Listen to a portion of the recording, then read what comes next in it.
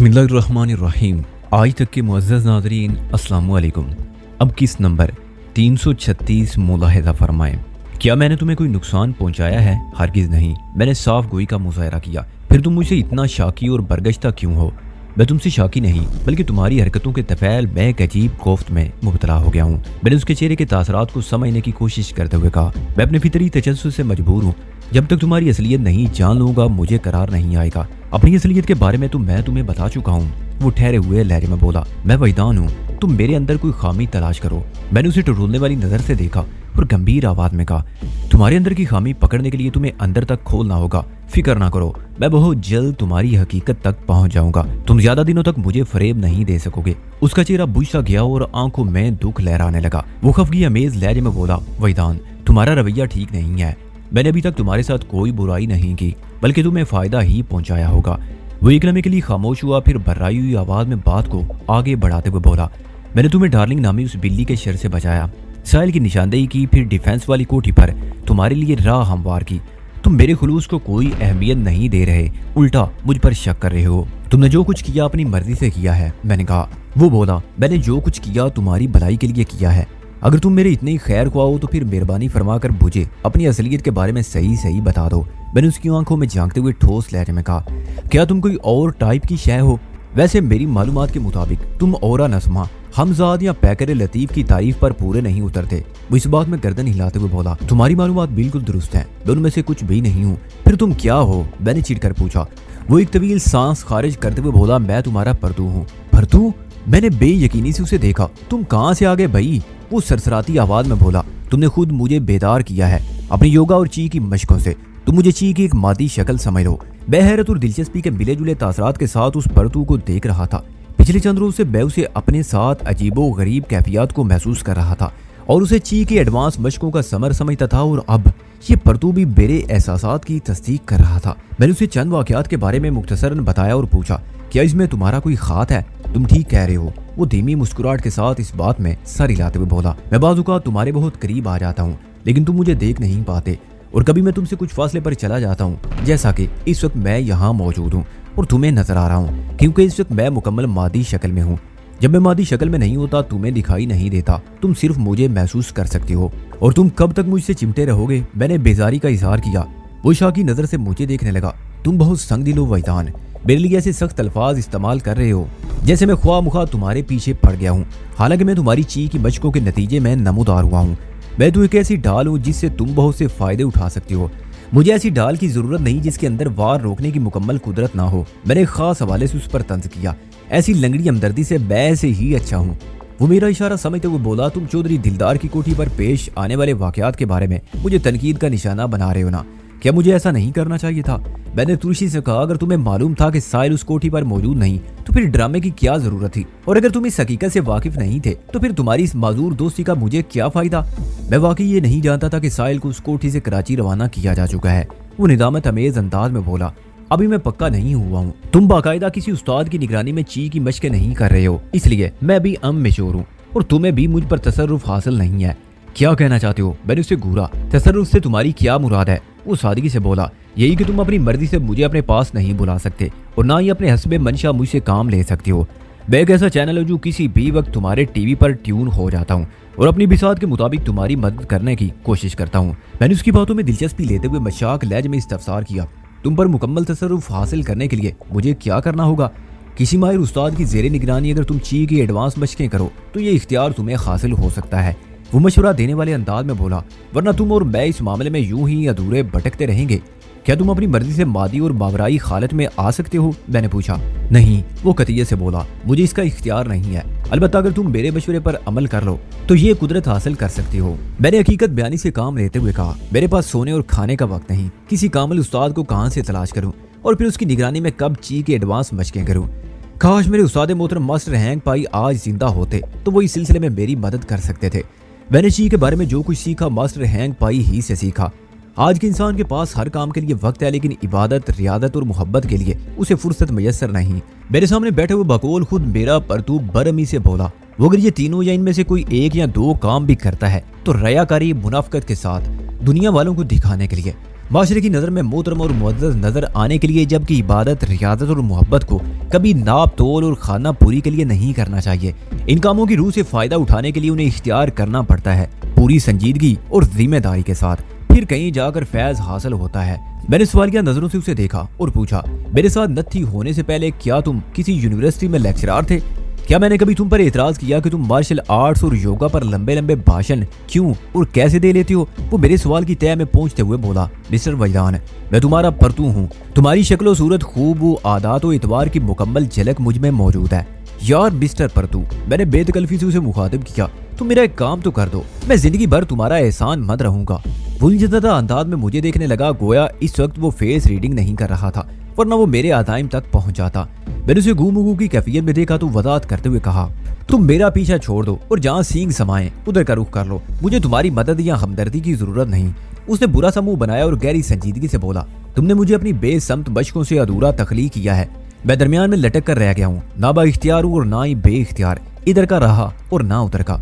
अगर मैं कुछ अर्सा इसी तरह मुअल्लक रहा तो बहुत बुरा हो जाएगा, जिसका सबसे ज्यादा नुकसान सिर्फ और सिर्फ तुम्हें ही पहुंचेगा वैदान। मसलन ऐसा क्या हो जाएगा? मैंने मुतासवाना अंदाज में पूछा। वो गंभीर लहजे में बोला, इस कायनात में नेकी और बदी दोनों किस्म की कुव्वतें कार फरमा है। सबसे ज्यादा गैर महफूज वो होता है जिसकी कोई बुनियाद नहीं होती, मेरी तरह मुअल्लक होता है। अगर तुम पूरी संजीदगी से बाकायदा ची की एडवांस मशकें करके मुझे हासिल ना किया तो इस बात की इम्कानात है कि बदी की कोई कुव्वत मुझे अपने चुंगल में जकड़ ले, फिर मैं उस कुव्वत और खामिल हज़ा की बर्ती और इख्तियार के मुताबिक इस्तेमाल होने पर मजबूर हो जाऊंगा। तुम्हारे दुश्मन मुझे तुम्हारी मुखालफत में भी इस्तेमाल कर सकती हैं। ये बात तो तय है कि तुम नेकी और सच्चाई की निशानी हो, जबकि तुम्हारे दुश्मन बदी और जुल्मत की अलामत है। तुम तो बहुत खतरनाक बातें कर रहे हो। मैं वाकई तशवीश में मुब्तला हो गया। वो गहरी संजीदगी से बोला, मैं हकीकत बयान कर रहा हूँ जो संगीन और तलख ही होती है। अचानक दिल की बात मेरी जबान पर आ गई, क्या तुम मुझे साहिल के बारे में बिल्कुल दुरुस्त मालूमात फराहम कर सकते हो? तुम्हारी महबूबा के बारे में मैं भी इतना ही जानता हूँ जितना कि तुम, इसलिए आई एम सॉरी। वो इतना कहकर खामोश हो गया। मैंने खफगी अमेज नजर से उसे देखा और बेजारी से कहा, तुम बिल्कुल बेकार आदमी हो। मैं अगर ची की एडवांस मशकें बाकायदगी के साथ करके तुम्हें अपने काबू में ला सका तो फिर इन मशकों को तर्क करके हमेशा हमेशा के लिए तुमसे निजात हासिल कर लूंगा। मैं इस मुतज़ब्ज़ब और गैर यकीनी फजा में रहकर यकसोई से कोई काम भी नहीं कर सकता। उसने अपने ऊँटों को कुछ इस अंदाज में हरकत दी जैसे मेरी किसी बचकाना बात पर या हरकत पर तंजिया मुस्कुराया हो। मैं गहरी नजर से उसे मुसलसल देखे जा रहा था। उसके लबों को जुम्बश हुई और उसने संजीदा लहजे में कहा, जरा अपने अकम में तो देखो। मैंने बेसख्त पलट कर देखा, वहां कुछ भी नहीं था। पैरूपी की सल्की सी हरकत पर मुझे गुस्सा आया। मैं एक झटके से उसकी जानिब मुड़ा ताकि उसे खरी खरी सुनाऊं, लेकिन मेरी ये ख्वाहिश हसरत में बदल कर रह गई। वो सोफा मेरा मुंह चिढ़ा रहा था जहाँ एक लम्हा पहले मेरा प्रीतु नकली वैदान बैठा मुझसे मुकालमा कर रहा था। मैंने बेइख्तियार पूरे ड्राइंग रूम को अपनी नजर से छान मारा। वो सोफा ही नहीं बल्कि वो कमरा भी उसके वजूद से खाली हो चुका था। इस वक्त नीचे मेन रोड पर किसी मोटरसाइकिल के स्टार्ट होने की आवाज उभरी। मैं लपककर ड्राइंग रूम की खुली खिड़की में पहुंचा और मेरी निगाह ने उस रुखसत का मंदिर कैच कर लिया। वो आफतज़ादा अपनी नीली 100 पर सवार होकर बड़ी तेजी से मेरे विजन से निकलता चला गया। मैं अपने हाथों में सर को थाम कर एक सोफे पर ढह गया। मैंने कोई सीधी सादी और पुरअमन जिंदगी नहीं गुजारी थी। आंख खोलते होश संभालते ही हंगामों से मेरा वास्ता पड़ गया था। जिनका रहने इब्तिदा से मेरी दास्तान खयात पड़ी है वो ये बात अच्छी तरह जानते हैं कि सनसनीखेजी और हंगामा आराई हमेशा मेरे खम रकाब रही है। कैसा कैसा फाइटर और अपने फन का माहिर मेरे मद्दे मुकाबिल आया। भांत भांत के गुंडों को मैंने बरता और परखा। जिंदगी की इस कठिन और संगीन सफर में बाल पुरस्रार शख्सियात से भी मेरा ताल्लुक रहा जो बेपनाह शक्तियों के मालिक थे। ग्रैंड मास्टर हैंग पाई, योगी गौतम बुश, पंडित धीराज और नीलगिरी। लेकिन उस नकली वैदान ने मुझे घुमा कर रख दिया था और ये कमबख्त अपनी तखलीक का जिम्मेदार भी मुझे ठहरा रहा था। अपने बकौल वो मेरा परतू बन बैठा था। बहरूपी से वैदान के बारे में सोचते हुए अल खुद मेरा ध्यान नीलगिरी की तरफ चला गया। मेरे बयान करता हैरत अंगेज सलाहियतों के बालिक अफराद में नीलगिरी ही बाकी बची थी। एक लम्हे के लिए मेरे दिल में यह ख्याल आया कि नकली वैदान के पीछे कहीं नीलगिरी का खात ना हो। जब डार्लिंग शम्स से मेरी जिंदगी में दाखिल हुई थी तो उस वक्त भी डार्लिंग की पुरस्रार हरकत को देखते हुए मैंने नीलगिरी के बारे में सोचा था, लेकिन अज़ामाबाद नीलगिरी ने उसकी तरदीद कर दी थी। नकली वैदान के हवाले से नीलगिरी के बारे में सोचते हुए मुझे जल्दी अपना ख्याल रद्द करना पड़ा। नीलगिरी ने हमेशा मुझे साहिल से दूर रखने की कोशिश की थी, जबकि नकली वैदान उसके बिल अक्स अमल कर रहा था। इसके फाल में नीलगिरी का दखल नहीं हो सकता था। वैसे भी पर्वतों की शहजादी नीलगिरी ने आखिरी मुलाकात में मुझसे धमकी नुमा वादा किया था कि वो अब अज खुद मेरे पास नहीं आएगी बल्कि मुझे अपने पास आने पर मजबूर कर देगी। मुझे हिमालय की गोद में उसके मस्कन तक जाना होगा। नकली वैदान के बारे में सोचते हुए मुझे उकताहट सी होने लगी। एक लम्हे के लिए मैंने यही सोचा कि आइंदा चीज से मुतल्लिक कोई मश्क नहीं करूंगा। इस तरह खुद ही इससे जान छूट जाएगी। लेकिन उसी वक्त परतू के कहे हुए संगीन अल्फाज खतरे की घंटी बनकर मेरे जहन में गूंजने लगे और मैं ये सोचने पर मजबूर हो गया, अगर वाकई वो किसी बदी की कुव्वत के हत्थे चढ़ गया तो मेरे लिए बड़ी मुश्किलात खड़ी हो जाएंगी। बदी की कुव्वत का मतलब यही था कि वो मेरे दुश्मनों के हाथ का खिलौना बन जाता और मेरे सामने मसाइब का एक वसी व अरीज दर खुल जाता। फिर मैं साहिल और उसकी तलाश पर तवज्जो मरकूज रखने के काबिल ना रहता। मैंने आंखें खोली और एक झटके से सोफा छोड़ दिया। ये आराम करने या सोचों में गुम रहने का वक्त नहीं था। ड्राइंग रूम की दीवार पर नस्ब कलाक सुबह के 5:15 बजा रहा था। मैं इस इरादे से उठा कि आज इसे ची की एडवांस मशकों को बाकायदगी से करूंगा ताकि जल्द अज जल्द परतू मेरे तसर्रुफ में आ जाता। मैं उससे कोई काम लेता कि नहीं ये तो बाद में सोचने की बात थी। फौरी तौर पर कम अज कम इतना तो हो जाता कि वो दुश्मनों के कैंप में पहुंचने से बच जाता। मैंने वॉशरूम में 10 मिनट सर्फ करके खुद को फ्रेश अप किया और सांस की मशक के लिए तैयार हो गया। फजा में अभी तक तारीकी का बसेरा था। इन दिनों लगभग 7:15 बजे सुबह सूरज तलू होता था। ये वक्त सांस की मशक के लिए इंतहाई मौजूद था। इस बेडरूम की खिड़की शुमाल के रुख गैलरी में खुलती थी। मैंने वो खिड़की वाह की और बेडरूम के कालीन पोश फर्श पर आलती पालती मारकर यानी कमल आसन में बैठ गया, जो पिदम आसन या सुख आसन भी कहलाता है। पुराना याम के फ्रेम को इस्तेमाल करते हुए मैं सांस की इब्तदाई मशकें कर चुका था, जिनमें स्ट्रोक ब्रेथिंग भी शामिल थी। अब मुझे कुछ और आगे बढ़ना था। मास्टर हैंग भाई की तालीमात मेरे देन में नक्श थी। सांस की नई मशक में मुझे अपने एक मखसूस गदूद को भी काम में लाना था। दिमाग के अगले हिस्से में पेशानी के ऐन वस्त में पाया जाने वाले ये गदूद, जो पैनल ग्लैंड कहलाता है, जिसे बाज लोग तीसरी आंख का नाम देते हैं। ये गदूद ख्यालात की तरसील के लिए बटन के तौर पर इस्तेमाल किया जाता है। हिंदू औरतें अपने माथे पर ऐन इसी मुकाम पर बिंदियां लगाती हैं, जिसके अकब में ये गदूद पाया जाता है। इस मखसूस मुकाम पर लिया गया बोसा कैफ आवर और निशात अंगेज एहसास को जन्म देता है। पुराना याम के फ्रेम में कई मशकों में सांस खींचना और सांस छोड़ना बहुत अहमियत रखता है। मैंने पीदम आसन में रहते हुए आंखें बंद कर ली और 2-4 गहरी सांसों के बाद मखसूस मशक शुरू कर दी। ची का खुफिया क्याम नाव के अकब में रीढ़ की हड्डी के आखिरी मोरे के करीब है। मैंने इस मुकाम को अपनी तवज्जो का मरकज बनाया और सांस खींच कर अपने पेट को हवा से भर लिया। उसके बाद मैंने मुकामे ची पर एक भरपूर स्ट्रोक लगाकर सांस को खारिज कर दिया। मुतअद्दिद बार ये अमल दोहराने के बाद मुझे यूं महसूस हुआ जैसे ची के मुकाम से हरारत खारिज हो रही हो। ये कुछ इस किस्म का एहसास है जैसे किसी भट्टी के अंदर रखा हुआ लोहा गर्म हो रहा हो। जब उस लोहे की तपश मुझे पूरे पेट में महसूस होने लगी तो मैं सांस का मुतबादल निजाम कायम कर दिया। अब मैं हवा को पेट में भरने की बजाय फेफड़ों में रोक रहा था और उसके साथ ये तसव्वुर कर रहा था कि पेट के जरिए हिस्से में दहकती हुई आग की आंच धीरे धीरे सफर करके मेरी तीसरी आंख यानी पैनल ग्लैंड की जानिब बढ़ रही है। जैसे ही वो मखसूस तपश उस ग्लैंड को छूती, मैं आहिस्ता आहिस्ता सांस खारिज करते हुए ब्रीथिंग का एक साइकिल मुकम्मल कर लेता। इस अमल के असरात जल्दी जाहिर होने लगे। मैंने अपनी पेशानी को तपता हुआ महसूस किया। गोया ची अपने पोशीदा मस्कन से निकलकर धीरे धीरे पैनल ग्लैंड की समत बढ़ रही थी और उसे मुतहर्रिक कर रही थी। 5 चक्कर लगाने के बाद मैंने मशक खत्म कर दी। इब्तदाई तौर पर ज्यादा करना मुनासिब नहीं था। बस रैंक भाई के मुताबिक तेज दौड़ने से फायदे के बजाय उल्टा नुकसान हो सकता था। मैं इब्तदाई मशकों से अपनी ख्वाबीदा ची को बेदार कर चुका था। अब उसे आहिस्ता आहिस्ता दिमाग की तरफ लाकर पैनल ग्लैंड को मुतहर्रिक करना था ताकि अपनी मर्जी के अहकाम की तरसील को मौसर और यकीनी बनाया जा सके। मैंने मशक खत्म की तो बहुत थकावट महसूस हो रही थी। आंखों में नींद का खुमार भी भर चुका था। मैंने एक भरपूर नींद लेने का फैसला किया और बिस्तर पर गिरकर आंखें मूंद ली। इस किस्म की दिमागी और रूहानी मशकों के बाद आराम बहुत जरूरी होता है। जल्दी नींद की संदली और गुदाज बाहों ने मुझे अपनी रेशमी गिरफ्त में जकड़ दिया। वो एक छोटी बंद वैन थी। छोटे ट्रक से मुशाबा वो वैन बार बर्दारी के लिए इस्तेमाल होती थी, जिसके सीने पर सुर्ख रंग के बड़े अल्फाज में प्रेस लिखा हुआ था। मजकूरा वैन मिनास बाकर की मलकियत थी और तबे शुदा अखबार को प्रेस से अखबारात मार्केट तक लाने का फरीदा अंजाम देती थी। लेकिन इस वक्त वो एक खास मिशन पर जा रही थी। इस वैन की ड्राइविंग कैबिन में सिर्फ 2 अफराद मौजूद थे। पैसेंजर सीट पर मैं बराजमान था जबकि स्टीयरिंग शहजाद अली ने संभाल रखा था। थोड़ी देर कबल मैंने फोन के जरिए इस बात की तस्दीक कर ली कि मेरी अमानत को लाहौर से कराची पहुंचा दिया गया था। इत्तफाक से मेरी बात कराची में अनायत बाजवा से हुई और उसे यहाँ पाकर मुझे शदीद हैरत भी हुई। मैंने जब हैरत का इजहार किया तो उसने बेतकल्फी से कहा, यार तुम जल्दी से आ जाओ, फिर तुम सारी तफसील जान लोगे। और मैं जल्दी से इस good age forwarding transport service की जानिब जा रहा था, जहाँ अनायत बाजवा और मेरी अमानत फैसल मौजूद थे। इस वक्त शाम के 7 बजे थे। बदवैन का बंदोबस्त मिनास बाकर ने किया था। न सिर्फ ये बल्कि उसने फैसल को ठहराने का भी खासा माकूल और तसल्ली बख्श इंतजाम कर दिया था। फैसल को लाहौर से कराची लाने में उसका मशवरा भी शामिल था। फैसल को एक ज़ेरे तामीर बंगले में रखने का फैसला हुआ। मजकूरा बंगला मिनास की मलकियत था, जिसका तामीरी काम बावजूद कुछ अरसा से रुका हुआ था। ये बंगला उसी इलाके में वाक़ था जहाँ मैंने मियां ज़ाहिर हुसैन को इन्ना लिल्लाह किया था। शायद इसमें भी कुदरत की कोई मसलत थी कि चौधरी नवाज़ अली के खास बंदों से निमटने के लिए डिफेंस सोसाइटी का वो गैर आबाद फेज मुख्तस हो चुका था। हम बातें करते हुए टावर की समत बढ़ रहे थे। मज़कूरा फॉरवर्डिंग एजेंसी इस इलाके में वाक़ थी। शहजाद खासा पुरजोश और खुश नजर आता था। उसने कहा, वहीदान, तुम कराची आए हो तो लगता है जिंदगी में एक नई खरारत दौड़ने लगी है। मैं तो काफी दिनों से हाथ पर हाथ रख के बैठा था। यकीन जानो मैंने तुम्हारी वजह से अपना प्रोग्राम मंसूख कर दिया है। मैं चौंक उठा। कौन सा प्रोग्राम? मैंने इस्तफसार किया। मिनाज साहब की बेटी की शादी के फौरन बाद यानी आज मैं जेलम जाने वाला था। उसने बताया, कई बरसों से मैंने उधर का रुख नहीं किया, लेकिन तुम्हारी अचानक आमद और फैसल के हवाले से होने वाली कार्रवाई ने मुझे यहीं रोक लिया। मुझे उम्मीद है यह मिशन बहुत ही सनसनीखेज साबित होगा और हाथ पांव खोलने का भरपूर मौका मिलेगा। हालात तो कुछ इसी किस्म की सूरत दिखा रहे हैं, मैंने ज़ूमानी अंदाज में कहा। यह बात मुझे मालूम थी कि शहजाद अली का ताल्लुक जिला जेलम से था। वो 10 साल पहले कराची आया और फिर यहीं का होकर रह गया। उसके दीगर रिश्तेदार वहीं आबाई इलाके में थे। वहीदान, मैंने सुना है फैसल मार्शल आर्ट्स का भी माहिर है। शहजाद ने मुझसे पूछा।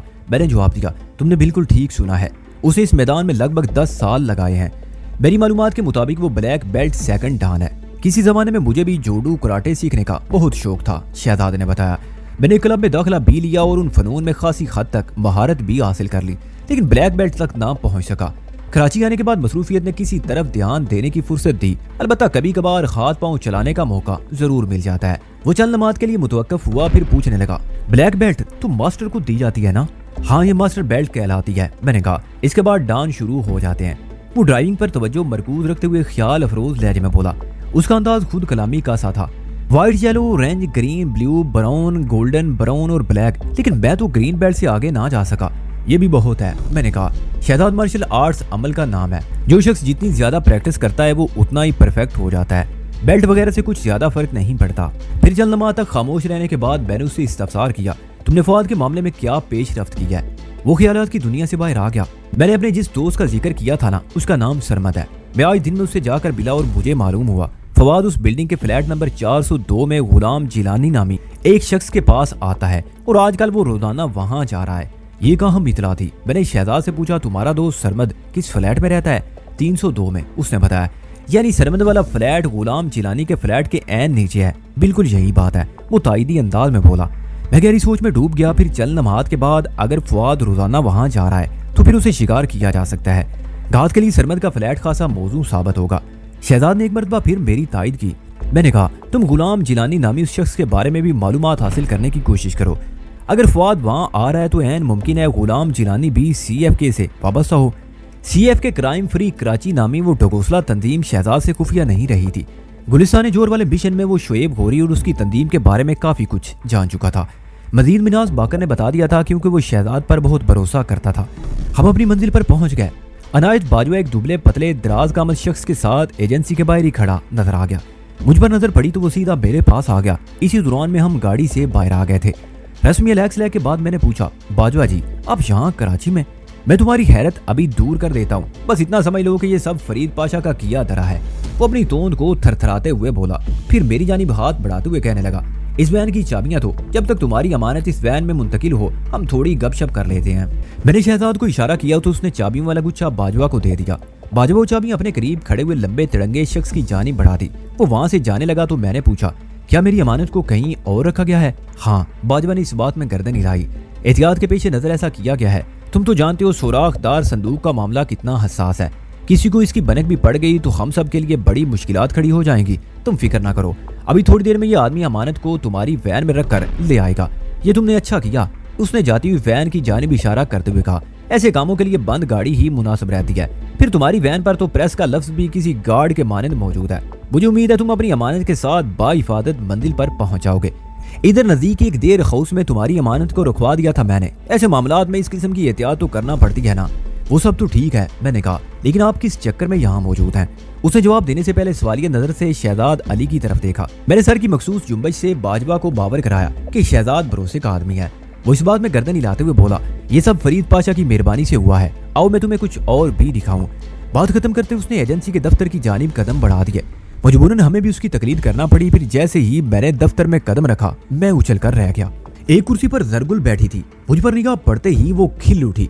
सरगुल, सरगुल तुम यहाँ? मैंने हैरत से डूबे हुए लहजे में इस्तफसार किया। जरगुल की बजाय अनायतुल्लाह बाजवा ने कहा, बताता हूँ, सब बताता हूँ यार, जरा आराम से बैठ तो जाओ। मैंने और शहजाद ने कुर्सियां संभाल ली। इसी दौरान में वो गोरी चिट्टी पश्तून दोशीजा बिल्कुल खामोश बैठी रही। यूं महसूस होता था उसके मुंह में जबान ना हो। बाजवा ने मुझे अपनी जानिब मुतवज्जो करते हुए कहा, तफसीली बातें तो तुम इस लड़की से ही पूछना।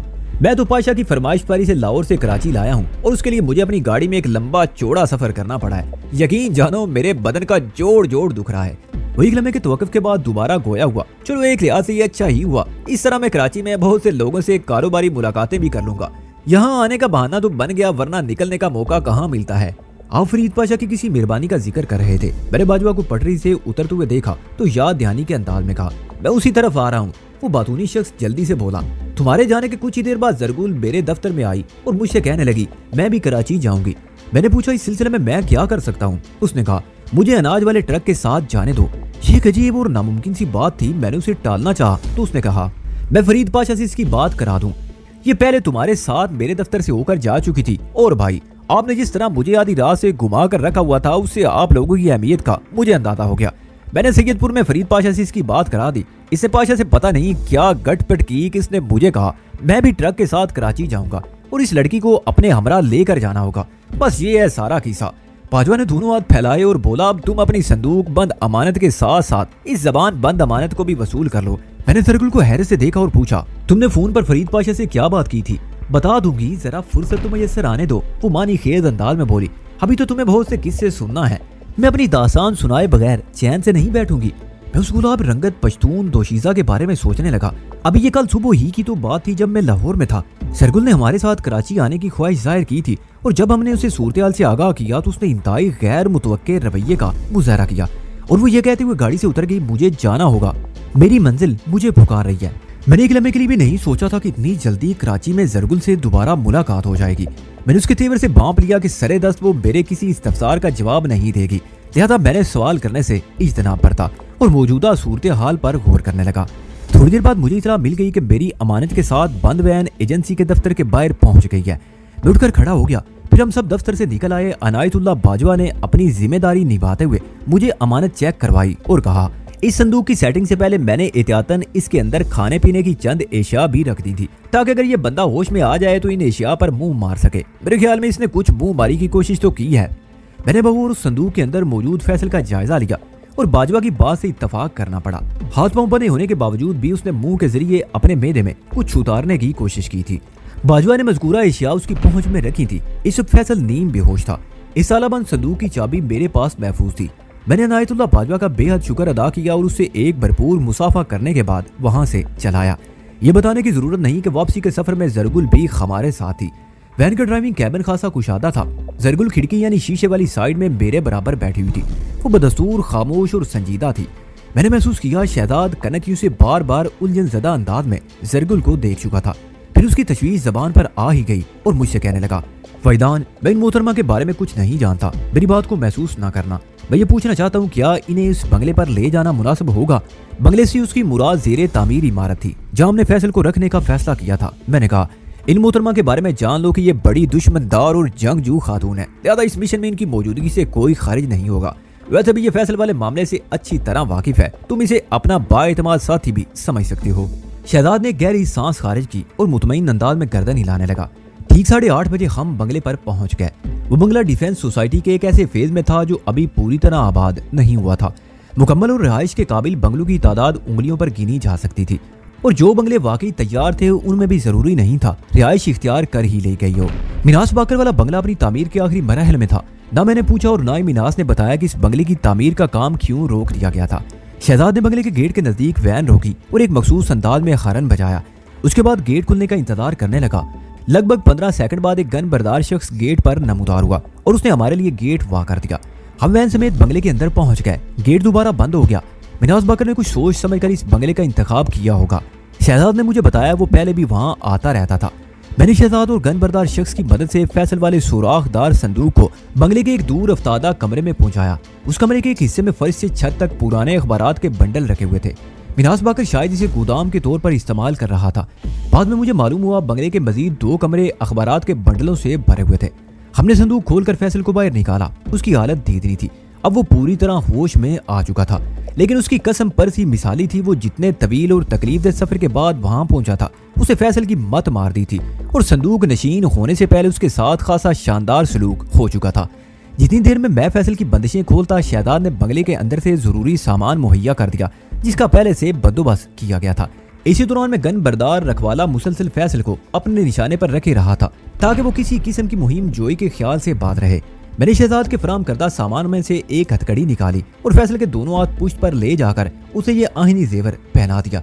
वो अगरचे होश में था, लेकिन गन पॉइंट पर उसने किसी जुरात मंदी का मुजाहरा करने की कोशिश नहीं की थी। ताम उसने हाथ पांव झटक कर कमजोर सा एहतजाज जरूर किया। बहरहाल वह संदूक वाली जिंदगी की बनिस्बतन अब अच्छे खासे हाल में था। मैंने थोड़ी सी कोशिश करके उसके पाँव में बेड़ी पहना दी, फिर एक मजबूत आहनी जंजीर को हथकड़ी और बेड़ी के साथ बाहम मुंसलिक करने के बाद उस जंजीर का दूसरा सिरा छत में लगे हुए कुंडे में फंसा दिया। इस जंजीर की लंबाई इतनी थी कि फैसल इस कमरे में 2-4 कदम चल सकता था। गनबरदार शख्स नहायत ही चौकन्ना नजर से मुझे ये कार्रवाई करते हुए देख रहा था। तो जब मैं इस काम से फारिग हुआ तो उसने सताइशी लहजे में कहा, सर जी, आपने तो इस नौजवान को ऐसा फिट कर दिया है कि इसकी निगरानी की जरूरत भी नहीं रही, लेकिन उसके बावजूद भी तुम इसकी तरफ से किसी गफलत का मुजाहरा नहीं करोगे। मैंने तंबीह अंदाज में कहा, तुम नहीं जानते ये कितना खतरनाक है, इसे बेदस्तोपात देख कर किसी खुशफहमी में ना पड़ जाना। ओके सर, वो फर्मा बरदारी से बोला, आप फिक्र ही ना करें, मैं अपने काम के साथ पूरा इंसाफ करता हूँ। शहजाद ने कहा, वजदान, सोहेल अपने फन का माहिर है, मुझे उम्मीद है अमन व अमान की कोई सूरत पेश नहीं आएगी। वैसे भी मैं पेशतर वक्त इस बंगले में गुजारूंगा, ये सूरमा कोई गलत हरकत नहीं करेगा। उसका इशारा वाज़ेह तौर पर फैसल की जानिब था। तुम टेप रिकॉर्डर और केस ले आओ, मैंने शहजाद से कहा, ताकि हम अपना अहम काम शुरू कर सकें।